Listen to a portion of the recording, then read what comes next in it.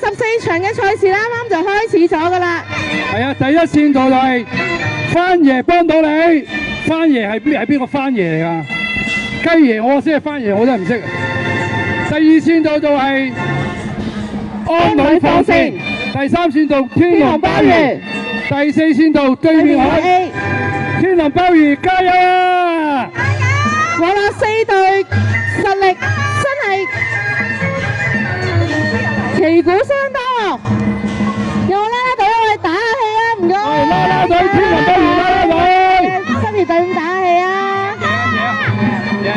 我落去2、3線喎，係咪啊？第一線度嘅番爺都追緊住。